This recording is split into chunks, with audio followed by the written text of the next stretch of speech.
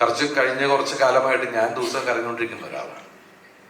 ചിരിപ്പിക്കാൻ ശ്രമിക്കുന്ന എനിക്ക് ഇവിടെ നിലനിൽക്കാൻ ഈ സിനിമ എനിക്ക് ആവശ്യമാണ്. എൻ്റെ ഇപ്പോഴത്തെ അവസ്ഥയൊക്കെ നിങ്ങൾക്ക് എല്ലാവർക്കും അറിയാം. കഴിഞ്ഞ 28-29 വർഷമായിട്ട് ഇൻഡസ്ട്രിയിൽ ഞാൻ ഇത്രയും പ്രശ്നത്തിൽ നിൽക്കുമ്പോഴും എന്നെ വിശ്വസിച്ച് ഇവിടെ സിനിമ നിർമ്മിക്കുന്ന എൻ്റെ നിർമ്മാതാക്കൾ എല്ലാവർക്കും നമസ്കാരം. ഇന്ന് ഇത്രയധികം മാധ്യമ സുഹൃത്തുക്കളെല്ലാം ഇവിടെ വന്നിട്ടുണ്ട്. വലിയ സന്തോഷം. കാരണം എൻ്റെ ഇപ്പോഴത്തെ അവസ്ഥയൊക്കെ നിങ്ങൾക്ക് എല്ലാവർക്കും അറിയാം. കഴിഞ്ഞ 28-29 വർഷമായിട്ട് ഇൻഡസ്ട്രിയിൽ കൊച്ചു കൊച്ചു വേഷങ്ങൾ ചെയ്ത് ഇവിടെ വരെ എത്തിയ ഒരാളാണ്. സത്യസന്ധമായി പറഞ്ഞാൽ പ്രേക്ഷകരുടെ കയ്യടി, അതുപോലെ തന്നെ എന്നെ വിശ്വസിച്ച് ഞാൻ ഇത്രയും പ്രശ്നത്തിൽ നിൽക്കുമ്പോഴും എന്നെ വിശ്വസിച്ച് ഇവിടെ സിനിമ നിർമ്മിക്കുന്ന എൻ്റെ നിർമ്മാതാക്കൾ, അതുപോലെ തന്നെ എന്നെ പുതിയ പുതിയ കഥാപാത്രങ്ങൾ തന്ന് എൻ്റെ സംവിധായകരെ, എൻ്റെ എഴുത്തുകാരൻ, എൻ്റെ കോ ആർട്ടിസ്റ്റുകൾ, ഒരുപാട് പേരുടെ ഒരു പ്രാർത്ഥനയാണ് ഈ ഞാൻ. അതുപോലെ തന്നെ ഈ സിനിമ എനിക്ക് എത്രത്തോളം ആവശ്യമാണെന്ന് നിങ്ങൾക്ക് എല്ലാവർക്കും അറിയാം. കാരണം ഞാൻ നിങ്ങളെ, ഇത് എൻ്റെ 149ാമത്തെ സിനിമയാണ്. ഇത്രയും കാലം ഞാൻ ഒരുപാട് ചിരിപ്പിച്ചു. കഴിഞ്ഞ കുറച്ച് കാലമായിട്ട് ഞാൻ ദിവസം കരഞ്ഞുകൊണ്ടിരിക്കുന്ന ഒരാളാണ്. ചിരിപ്പിക്കാൻ ശ്രമിക്കുന്ന എനിക്ക് ഇവിടെ നിലനിൽക്കാൻ ഈ സിനിമ എനിക്ക് ആവശ്യമാണ്. കാരണം എല്ലാവരും പറയുന്നത് ദിലീപ് എന്റർടൈൻമെന്റ് ആണ്. ഞാൻ പല ശ്രമങ്ങളാണ് ആസ് എൻ ആക്ടർ, പല വേഷത്തിന് നമ്മൾ ശ്രമിക്കും. ഇന്ന് ഈ സിനിമ വിനീത് വന്ന് പറഞ്ഞ കഥ, രാജേഷ് രാഘവൻ നന്നായിട്ട് എഴുതിയൊരു കഥ. ഈ സിനിമ പവി കെയർടേക്കർ തിയേറ്ററിലെത്തുമ്പോൾ എൻ്റെ പ്രിയപ്പെട്ട പ്രേക്ഷകരെ വിശ്വസിച്ചുകൊണ്ട് മാത്രമാണ് വരുന്നത്.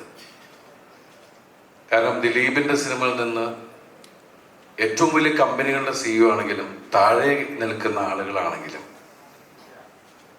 ചായക്കടയിൽ ചായ അടിക്കുന്ന ആളാണെങ്കിലും പറയുന്നത്, അല്ലെങ്കിൽ ഏത് തരത്തിലെ ആൾക്കാരും പറയുന്നത്, നിങ്ങളുടെ സിനിമകൾ കാണുന്നത് ഞാൻ കുറേ ചിരിക്കാനും ഒക്കെ വേണ്ടിയിട്ടാണ്, ഞങ്ങളുടെ സ്ട്രെസ് ഒഴിവാക്കാനാണ്. അപ്പോൾ തീർച്ചയായിട്ടും എനിക്ക് ആ കാര്യം പറയാം. നിങ്ങൾ അങ്ങനെ എന്നിൽ നിന്ന് ആഗ്രഹിക്കുന്ന ഒരു കഥാപാത്രം തന്നെയാണ് വളരെ സാധാരണക്കാരനായ പവി കെയർടേക്കർ എന്ന ഈ സിനിമയിൽ ഞാൻ അവതരിപ്പിക്കുന്ന പവിത്രൻ. അതെനിക്ക് കൊണ്ടുവന്നു തന്ന എൻ്റെ പ്രിയ, ശരിക്കും പറഞ്ഞാൽ ഞാൻ വിനീത് നേരത്തെ പറഞ്ഞു, ഞാൻ വിനീതും തമ്മിലുള്ള കാര്യങ്ങൾ, ഞാൻ എൻ്റെ സഹോദരനോടുള്ള പോലെ തന്നെ വിനോദിനെ മെക്കെട്ട് കയറാറുണ്ട്, ചോദ്യങ്ങൾ ചോദിക്കാറുണ്ട്. പക്ഷെ എപ്പോഴും വളരെ ചിരിച്ചു നിൽക്കുന്ന മുഖമായിട്ട് തന്നെയാണ് വിനീത് എന്നോട് പെരുമാറിയിട്ടുള്ളത്. രാജേഷിൻ്റെ മെക്കെട്ട് കയറാൻ ചിലപ്പോൾ നമുക്ക് ചില സംശയങ്ങൾ വരുമ്പോൾ നമ്മൾ ചോദിക്കാറുണ്ട്.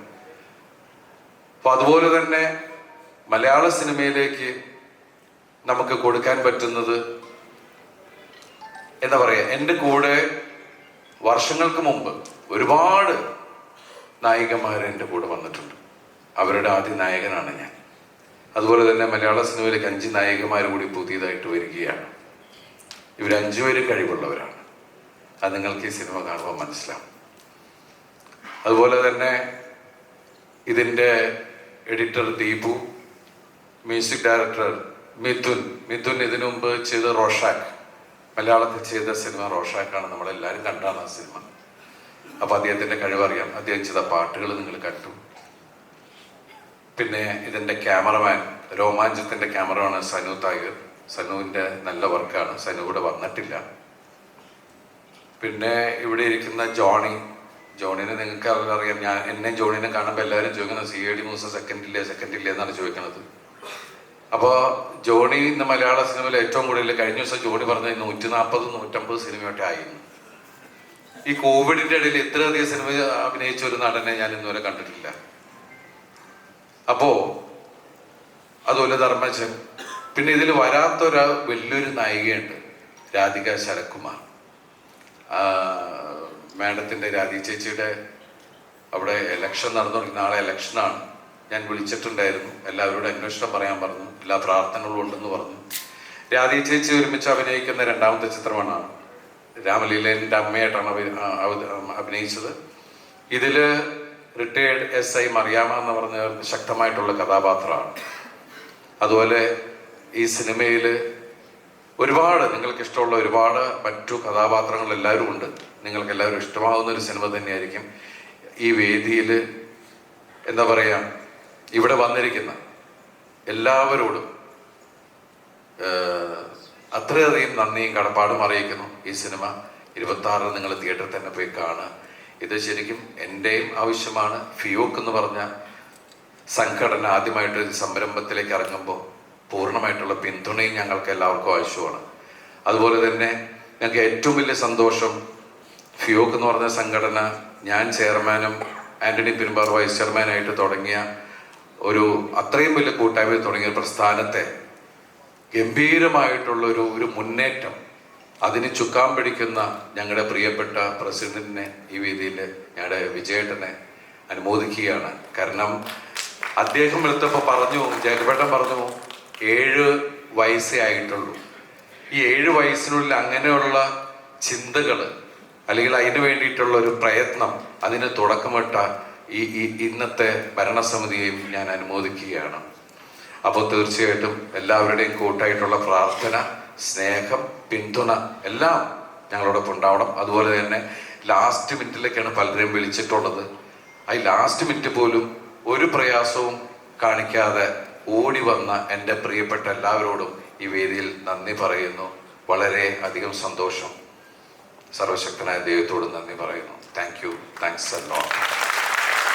എല്ലാ പ്രാർത്ഥനയോടും കൂടി പ്രേക്ഷകർ അതുപോലെ പറയാൻ വിട്ടുപോയി, ഇതിന് എൻ്റെ കൂടെ നിന്നിട്ടുള്ള റോഷൻ ചിറ്റു, അതുപോലെ എൻ്റെ സഹോദരന്മാർ അനൂപ്, സുരാജ്, പിന്നെ എൻ്റെ ബാല്യകാല സുഹൃത്തായ KP വ്യാസനെ വരും.